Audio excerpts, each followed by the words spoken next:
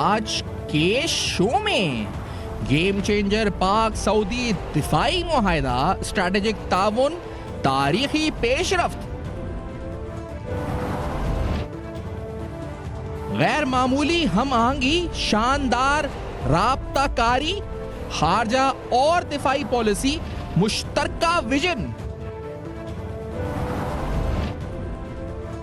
दिफाई मुआहदा, अस्करी, सिफारती और सियासी असरात, स्ट्रेटेजिक मकासद, मरबूत सिफारतकारी, क्या अहदाफ का हुसूल मुमकिन?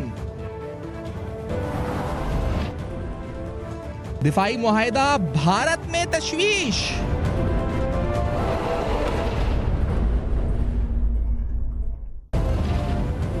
अस्सलाम वालेकुम। बस पर्दा हक़ाइक़, सनसनीखेज़ इंकशाफ़ात, प्रोग्राम बेनकाब में हूँ आपके साथ सिफान खान। नाज़रीन, जो पाकिस्तान सऊदीया डिफेंस पैक्ट है, इसकी इम्प्लिकेशंस कितनी फार रीचिंग होगी? क्या वजह है कि इसको एक लैंडमार्क डेवलपमेंट कहा जा रहा है, एक सिग्निफिकेंट डेवलपमेंट के नाम से तमाम आलमी जरीदे भी और तमाम जो पाकिस्तान और पाकिस्तान से बाहर लिखने वाले हैं वो लिख रहे हैं। इस पूरी सूरत हाल के अंदर इसके खित्ते की जियोपॉलिटिकल सूरत हाल पर क्या असरात पड़ेंगे, खास तौर पर सिफारती, सियासी और दिफाई लिहाज से इसके क्या असरात होंगे? पाकिस्तान की माशी सूरत हाल पर यह सऊदीया पाकिस्तान डिफेंस पैक्ट क्या असरअंदाज हो सकता है, और ख़ास तौर पर पाकिस्तान की दिफाई सूरत हाल भारत के तनाजुर में और इजराइल के सामने हम पाकिस्तान का आगे किरदार क्या हो सकता है? जो गजा के हवाले से पाकिस्तान आवाज़ उठाता रहे, लेकिन मौजूदा कॉन्टेक्स्ट में ये इस नए मुआहदे के बाद, क्योंकि मिडिल ईस्ट के अंदर पाकिस्तान का किरदार as a net security provider उभर कर आएगा, तो इस सूरत हाल में पाकिस्तान का role defence point of view से आगे चलकर क्या होगा?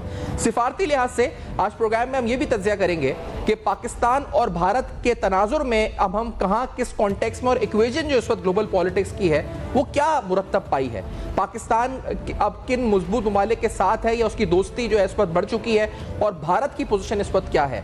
वो भारत जो कि पाकिस्तान को आइसोलेट करना चाहता था, यानी सिफारती लिहाज से, खारजा के लिहाज से, खारजा उमूर के लिहाज से, वो चाहता था कि पाकिस्तान आलमी सतह पर एक आइसोलेशन का शिकार हो जाए, तमाम बायलैटरल ममालिक या मल्टीलैटरल फोरम्स पाकिस्तान का बॉयकॉट कर दें, या यहां तक कोशिश भी की थी कि पाकिस्तान को एक टेररिस्ट स्टेट डिक्लेयर कर दिया जाए। आपको अगर याद हो तो मई के अंदर जब पाकिस्तान भारत अपनी कशीदगी उरूज पर थी, उस दौरान IMF को भारत ने यहां तक लिखा था कि पाकिस्तान को IMF प्रोग्राम या जो पाकिस्तान का अरेंजमेंट है इसको मुअत्तल कर दिया जाए, क्योंकि पाकिस्तान एक टेररिस्ट स्टेट है। लेकिन इस इल्जाम को IMF ने रद्द कर दिया था। तो ऐसी सूरत हाल में वो भारत जो कि पाकिस्तान को आइसोलेट करना चाहता था, क्या दर हकीकत खुद आइसोलेट हो चुका है? इस पूरी जो ग्लोबल पॉलिटिकल सिचुएशन है, इसके नरेंद्र मोदी के अपने स्टेक पर क्या, अपने सूरत हाल पर क्या असर पड़ेंगे? उसकी अपनी पॉलिटिक्स पर इसके क्या असरात मुरत्तब होंगे? क्या वो अंदरूनी तौर पर भी इस वक्त सियासी सेटबैक का शिकार हो सकता है? ये भी सवाल उठाएंगे, और पाकिस्तान की दाखिली सियासी सूरत हाल पर भी गुफ्तगू होगी। एक ब्रेक लेते हैं, ब्रेक के बाद मुख्तलिफ तज्ज़िया निगार, मुख्तलिफ पैनलिस्ट प्रोग्राम में साथ होंगे। पाकिस्तान सऊदीया डिफेंस पैक्ट, इसके असरात, इसके स्ट्रैटेजिक असरात और इसके माशी और सिफारती असरात पर बात होगी। ब्रेक के बाद हमारे साथ रहिए। Welcome back. आप देख रहे हैं बेनकाब, और आज बेनकाब में अहम तरीन सवालात, पाकिस्तान सऊदीया डिफेंस पैक्ट, इसकी इम्प्लिकेशंस क्या हो सकती हैं, कितनी सिग्निफिकेंट ये डेवलपमेंट है। अब्दुल्ला गुल साहब मौजूद है, सीनियर तज्ज़िया निगार, तहरीक जवानान के सरबरा। गुल साहब, खुशामदीद प्रोग्राम में। ये बताएं कि आप इस डील को कितने इंपॉर्टेंस देते हैं, कितनी सिग्निफिकेंट है, पहले तो ये बताइएगा।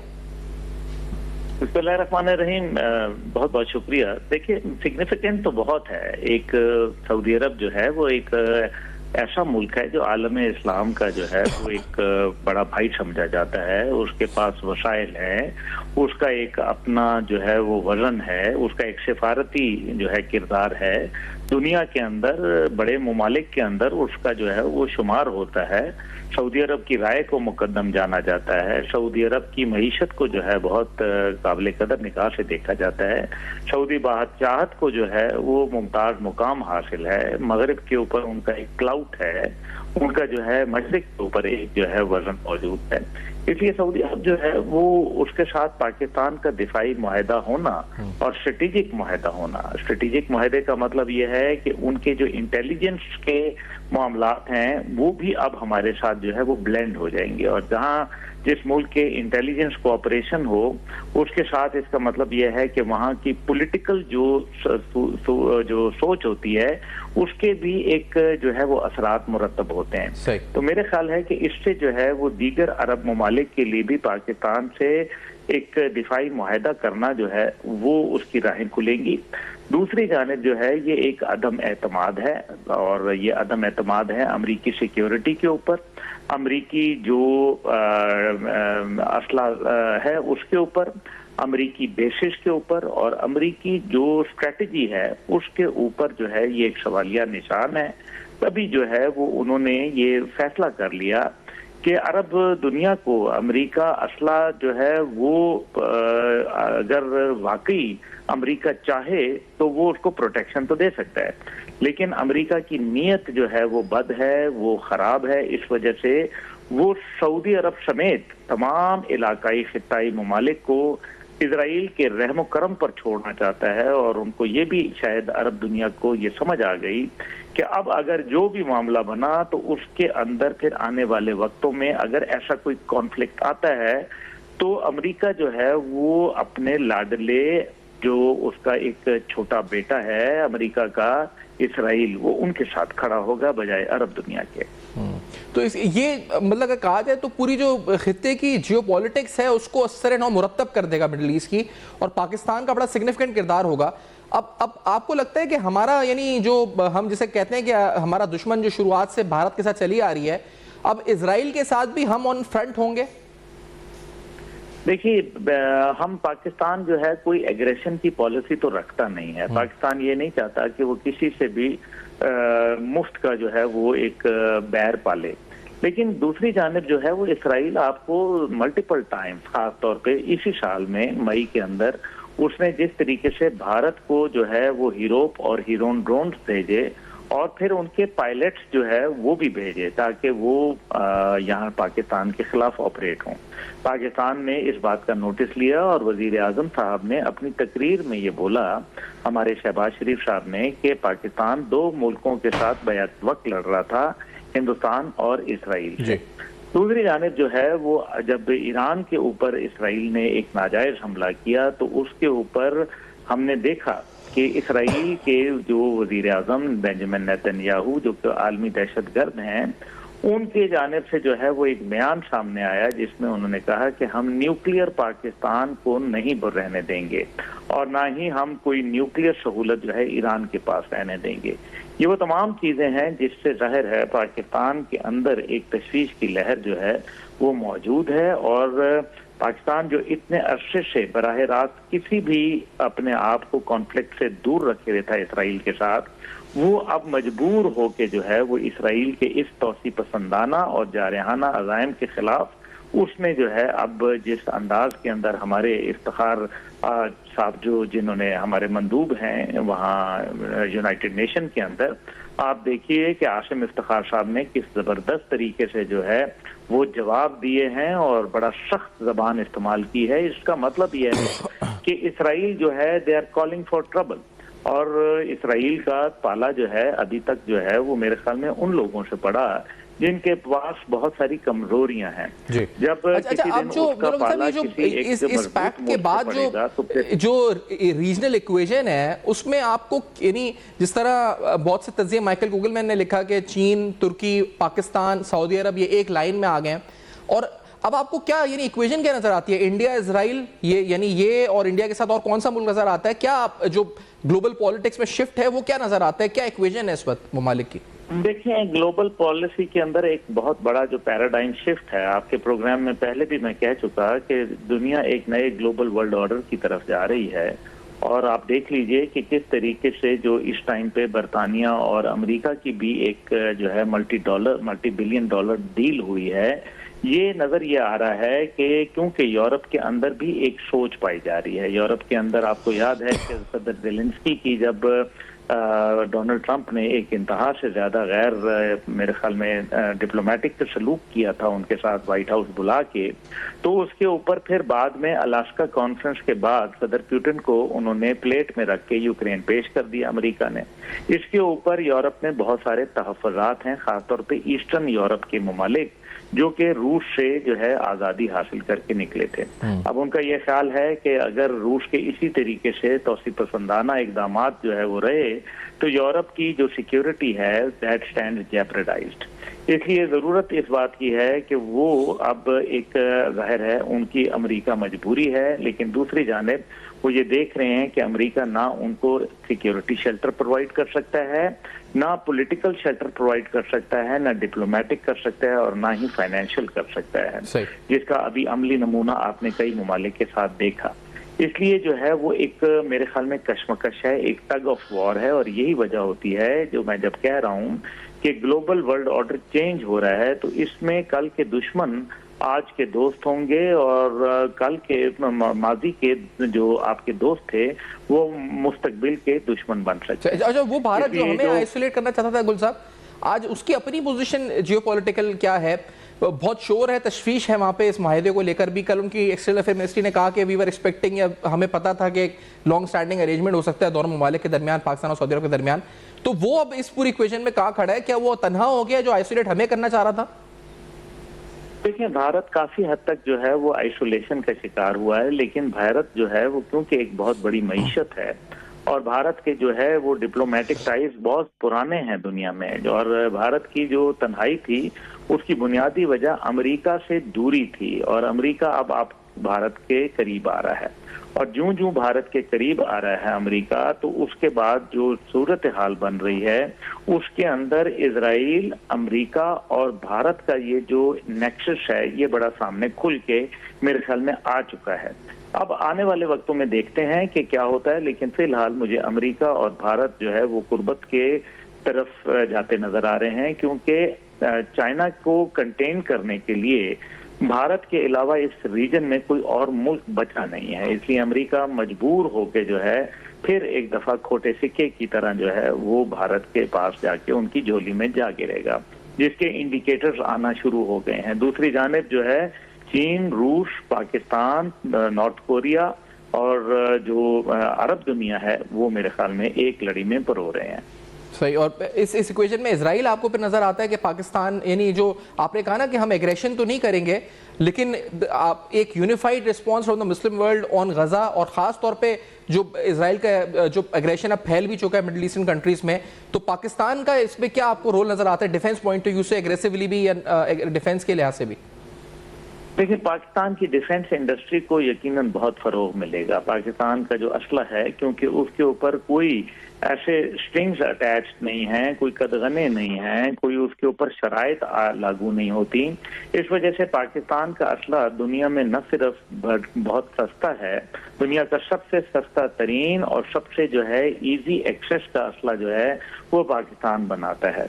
और बाकी आप अमेरिका का असला ले लें, जैसे पाकिस्तान ने F-16 लिए तो कहा गया कि जी भारत के खिलाफ इस्तेमाल नहीं होगा, तो बाबा फिर हमने उसको किसके खिलाफ इस्तेमाल करना है? हमारा तो दुश्मन ही भारत है। तो मकसद यहाँ ये कहने का है कि अमेरिकी असला जो है या दीगर यूरोपियन असला जो है उसके साथ बहुत सारी शराइत जो हैं वो ऐड होती हैं, और यही वजह है कि ये असला जो है दुनिया में अब अपनी कमजोरियों की तरफ जा रहा है। उसके मुकाबले में जब चाइना की मदद से जो चाइनीज टेक्नोलॉजी हमने इस्तेमाल की भारत जंग के खिलाफ, तो हमने देखा कि किस तरह से हमने यूरोपियन जो टेक्नोलॉजी थी और रशियन टेक्नोलॉजी थी उसको आउट नंबर करके रख दिया। ये वो वजह है जो पाकिस्तान की अफादियत जो है वो बढ़ रही है, और मेरा ख्याल है कि खित्ते के अंदर खास तौर पे मशरिक वस्ता में पाकिस्तान की पीठ के ऊपर जो है वो चीन और रूस का हाथ और थपकी जरूर है। सही। और मतलब आप खास तौर पे जो हम कशीदगी का जिक्र कर रहे थे कि भारत के साथ हो सकती है या भारत को मिस एडवेंचर कर सकता है, वो खदशात ताहाल बरकरार हैं या उनमें कमी आई है कोई इस पैक्ट के बाद? नहीं, मेरा ख्याल है कि नवंबर में भारत कोई ना कोई आपके साथ शरारत करेगा। उसकी वजह यह है कि अगर मशरिक वस्ता में एक बहुत बड़ी हमने जो एक डिफेंस डील की है, इसकी कोई कीमत तो हमें अदा करनी पड़ेगी, ये याद रखिएगा। वो हमारे जो है ना वो ये समझ रहे हैं कि ये पाकिस्तान का ब्लफ है and they will try to call of our bluff. तो मेरा ख्याल है कि ये गलत है, क्योंकि पहले भी उन्होंने हमारा ब्लफ कॉल करने की कोशिश की थी। हमारा ये सोच, उनकी सोच थी कि पाकिस्तान कन्वेंशनल वॉरफेयर में ही रहेगा और न्यूक्लियर डोमेन में नहीं जाएगा। पाकिस्तान ने कन्वेंशनल में ही उनको फैंटी इतनी लगाई कि उसके बाद उनको पता चला कि न्यूक्लियर की तो बारी बाद में आती है। और फिर हमने न्यूक्लियर जो वॉरफेयर था उसका हमने बकायदा नेशनल कमांड अथॉरिटी ने, आपको मालूम है कि उसकी इजाजत तो दे दी थी, तो हम जो न्यूक्लियर थ्रेशोल्ड था उसकी तरफ हमने कदम बढ़ा लिया था। तो ये तो फिर दरमियान में जंग इसीलिए रुकी। दूसरी जगह इजराइल है। देखिए ना, इजराइल जो है उसको मालूम है कि पाकिस्तान जो है, अब एक तरफ इजराइल है वो पाकिस्तान का दुश्मन है, एक तरफ भारत है वो पाकिस्तान का दुश्मन है, एक तरफ वो अमेरिका का, और ये दोनों ममालिक जो है अमेरिका के कंधे का सहारा लेते हैं। तो इस वजह से पाकिस्तान के आने वाले दिनों में बहुत सारे चैलेंजेस होंगे जिसके अंदर आपको एग्रेशन का मुख्तलिफ ममालिक की जानिब से सामना करना पड़ सकता है। हो सकता है कि अमेरिका भी इस सिलसिले में आप पर कोई इक्तसादी या आप पर जो कोई दिफाई ऐसे इकदाम कर सकता है, जैसे माजी में उसने 2024 के अंदर दिसंबर के अंदर पाकिस्तान के जो solid state fuel Shaheen 3 missile है उसके ऊपर और उसकी 5 कंपनियों पे पाकिस्तानी पाबंदी लगाई थी। एग्जैक्टली बहुत शुक्रिया अब्दुल्ला गुल साहब ने वक्त दिया, प्रोग्राम में ज्वाइन किया और अपना मौक़िफ़ दिया। इस हवाले से अब्दुल्ला गुल साहब का तज़किया आपने सुना। ये हालिया डिफेंस पैक्ट, इसके खित्ते पर असरात क्या हो सकते हैं, इसकी इम्प्लीकेशंस पाकिस्तान सऊदी ताल्लुकात और मिडल ईस्ट की मजमूई सियासत और जियो पॉलिटिक्स जो पाकिस्तान की सिचुएशन है इस पर क्या हो सकता है मुमकिन तौर पर, इस पर गुफ्तगू हुई। ब्रेक के बाद वापस आते हैं, हमारे साथ रहिए। Welcome back. आप देख रहे हैं बेनकाब, और बेनकाब में अहम तरीन हक़ाइक़ और सवालात हम उठा रहे हैं। एवं एजाज महमूद साहब प्रोग्राम में साथ मौजूद हैं। एजाज साहब खुशामदीद प्रोग्राम में। सिर्फ फरमाइएगा, पाकिस्तान सऊदीया डिफेंस पैक्ट आप किस तनाजुर में देखते हैं और इसको क्यों इतना सिग्निफिकेंट कहा जा रहा है आपकी नज़र में? जी बहुत शुक्रिया जी। डेफिनेटली जी ये एक बहुत बड़ा संग-ए-मील है हमारे दोनों मुल्कों के दरमियान रिलेशनशिप के लिए, और बल्कि उस पूरे खित्ते के लिए जिसमें आजकल जो है हालात की वजह से, सिक्योरिटी कंसर्न की वजह से बहुत ही ज्यादा अनसर्टेनिटी हो गई है। तो उसमें देखिए, इससे पहले इन दो मुल्कों के दरमियान हमारे बड़े बरदराना ताल्लुकात हैं। हमारे जो उनके साथ एक मजहबी जज्बात हैं, और जिस तरीके से हमारी उनके यहाँ एक बहुत बड़ी तकरीबन 2 मिलियन से ज्यादा हमारे लोग वहाँ काम कर रहे हैं, और वो हमेशा हम दोनों मुल्क एक दूसरे को कॉम्प्लीमेंट करते हैं। लेकिन ये एक फॉर्मल मुआहिदा है, तो इसके बड़ी जो है रेमिफिकेशंस होंगी उस खित्ते के लिए। अब देखें, हम डिफेंस में पहले भी उनके साथ ट्रेनिंग के लिए, जॉइंट एक्सरसाइजेज के लिए, और इवन प्रैक्टिकली फोर्स डिप्लॉयमेंट भी हम करते हैं, लेकिन उसका फोकस सिर्फ और सिर्फ जो है वो ज्यादातर रहा हमारे जो वहाँ पे मुकद्दस मकामात हैं मक्का और मदीना में, उनकी हिफाजत की जिम्मेदारी हमारी फोर्सेस के पास रही है। तो अब जो हम बात कर रहे हैं ये उससे बियॉन्ड है। तो मेरा ख्याल है इसके बहुत पॉजिटिव जो है असरात होंगे।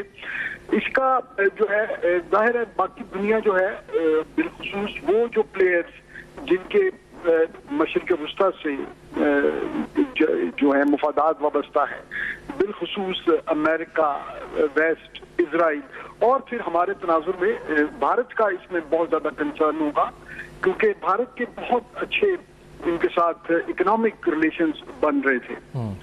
जी एजाज साहब, ये फरमाएं कि क्यों ये आप जिस तरह कह रहे थे कि सिग्निफिकेंट है इसको, और खासतौर पर मिडिल ईस्ट में पाकिस्तान का मुस्तकबिल में किरदार अब आप किस तरह देखते हैं आप? नहीं, मैं इसलिए कह रहा हूँ जी कि देखें, ये दिफाई ताउन किसी जो है ना किसी शेप में हम लोग पहले भी करते रहे, लेकिन अब जो है ये फॉर्मल एग्रीमेंट होगा जो केवल के साइन हो चुका है। इसकी अभी मजीद तफसीलात भी आ जाएंगी, तो इसमें हम उनके साथ मिल के हम अपने इंडस्ट्रियल टेक्नोलॉजीज, ये मिडिल ईस्ट के अंदर पाकिस्तान का किरदार अब आप किस तरह देखते हैं आगे? जी मैं ये समझता हूँ जी कि हमारे ऑलरेडी मिडिल ईस्ट में एक तो हमारा डायस्पोरा वहाँ पे तकरीबन तमाम ममालिक में हमारे लोग वहाँ काम कर रहे हैं। उनके लिए ये बड़ी खुशाइन बात होगी, क्योंकि बदकिस्मती से ओवर द ईयर्स हमारे ज्यादातर लोग जो वहाँ पे लेबर या वर्क फोर्स में हैं, तो वो उनको भारत के जो है ह्यूमन रिसोर्स से रिप्लेस किया जा रहा था।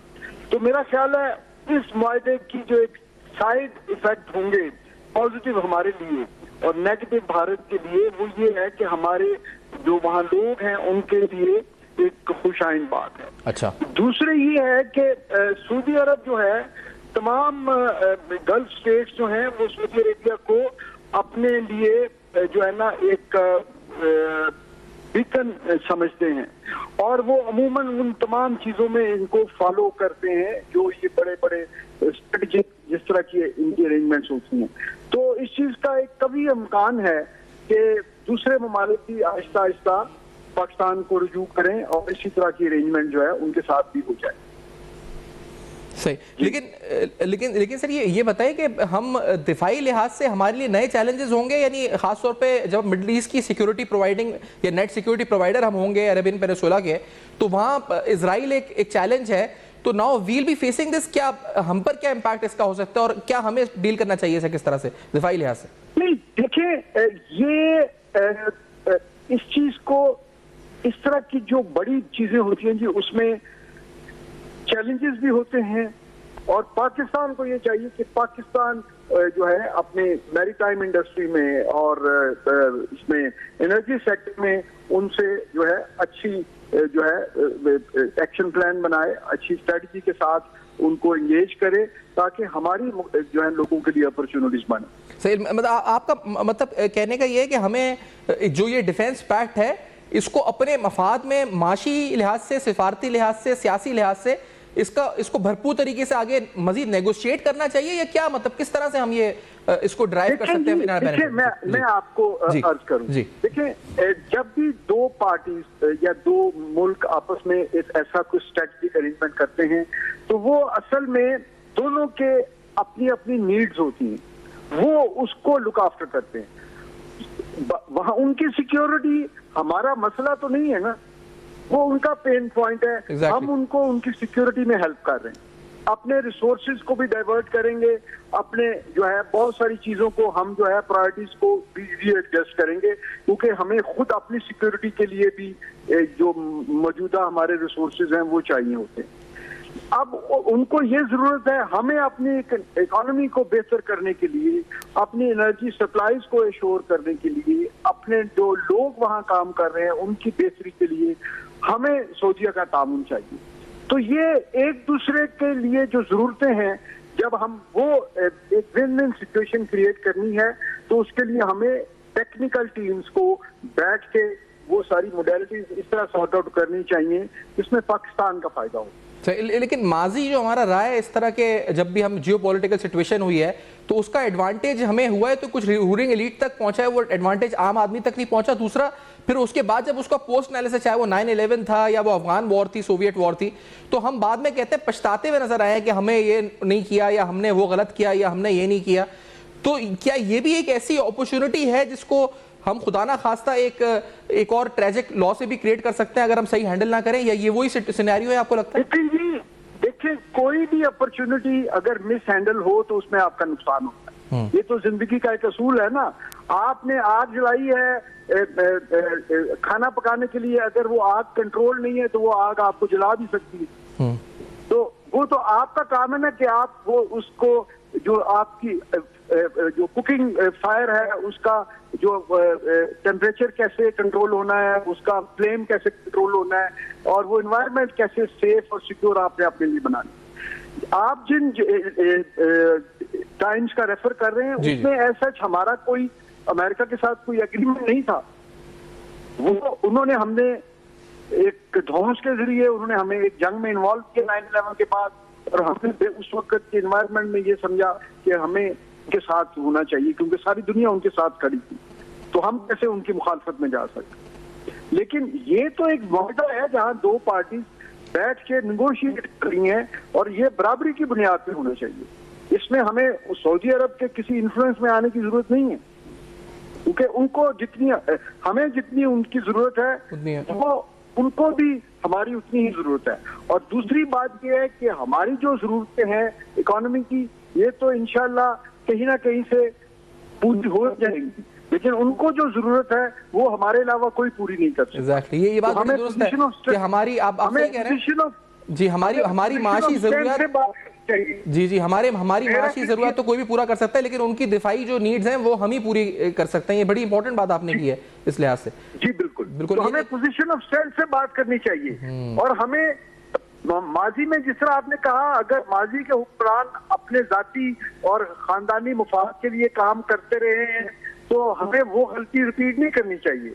पाकिस्तान का मुफाद देखें, उसमें हुक्मरानों का भी फायदा है, उसमें आवाम का भी फायदा। सही। अच्छा सर, ये बताते जाएंगे ये जो अमेरिका का इसमें आप किरदार आप क्या देखते हैं? क्या आपको लगता है दोबारा से झुकाव भारत की तरफ अमेरिका का हो सकता है? ये जो हालिया अब इक्वेशन बनती आ रही है चीन, सऊदी अरब, तुर्की, पाकिस्तान की तरफ, तो क्या अमेरिका रीअसेस कर सकता है अपनी सिचुएशन को जो इंडिया के साथ उसके मामला खराब हो रहे थे, या आपको लगता है अभी भी?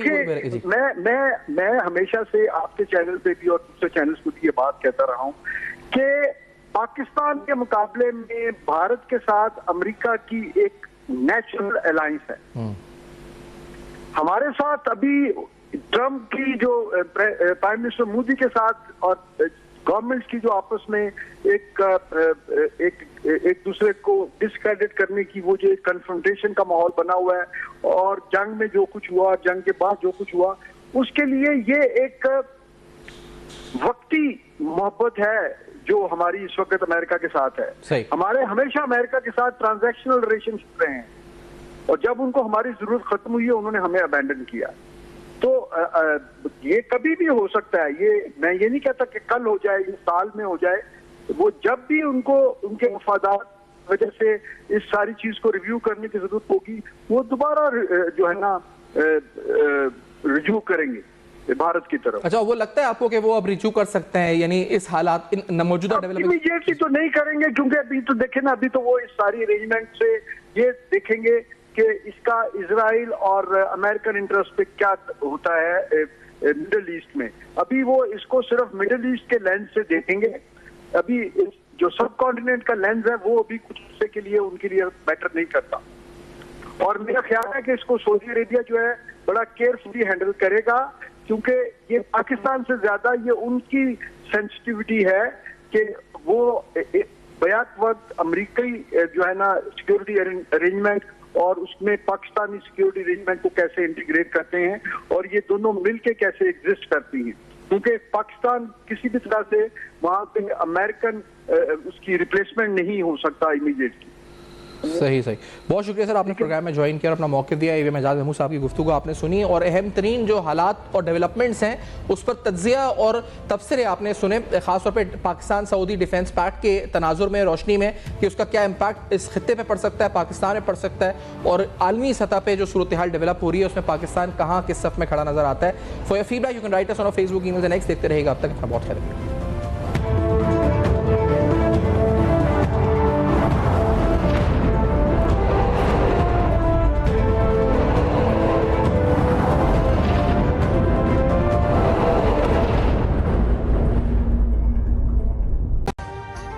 अभी सब्सक्राइब करें ताकि कोई खबर रह न जाए।